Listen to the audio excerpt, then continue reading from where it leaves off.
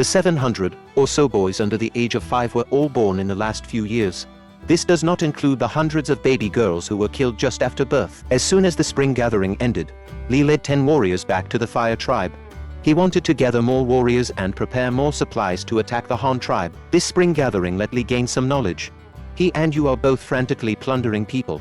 You use white salt and pottery to make others willingly join the Han tribe, but he uses bloody and cruel killings, forcing those captives to be his warriors, and forcing those women to give birth to children for them. The comparison between these two methods was like opening a new door for Li. Realizing that there was another way to plunder people in the Fire tribe, someone questioned Li. After all, they were about to attack the Han tribe, and the Han tribe had a large population. Could they really win? Li replied nonchalantly.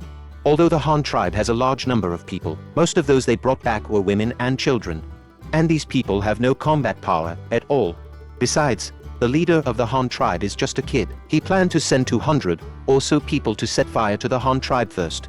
When the fire started, they would take advantage of the chaos to rush in and kill, and grab the women, stone parts, white salt, and horned beasts of the Han tribe. At this time, someone worried that the Han tribe's residence was large, and the fire might not be able to start. He said that he had already made arrangements, and had sent 30 people ahead of time. As long as he gave a signal, those people would set fires everywhere in the tribe. When the time came, the Han tribe would naturally fall into chaos, and could only be slaughtered by them. He also triumphantly talked about the transaction with the Han tribe woman at the spring gathering, ridiculing the other party's reaction at the time, as if in his eyes the other party was a fool. Seeing this, the subordinates flattered Li one after another. Li then told them to prepare things quickly, especially to bring more fire rat skins. Because this thing was the most useful for arson, Li did not forget to promise his subordinates that the women plundered this time were very young, and let them have a good time after they were plundered. Next, the people of the Fire tribe were busy preparing war materials.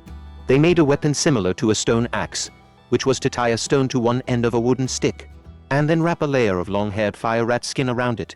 When fighting, just ignite it and throw it at the enemy, so that it can not only injure the enemy, but also set fire incidentally. Just then, 2 men were carrying a woman's corpse to the mass grave. When passing by the residence, those women with big bellies just numbly looked at the corpse, with no expression on their faces, like soulless wood.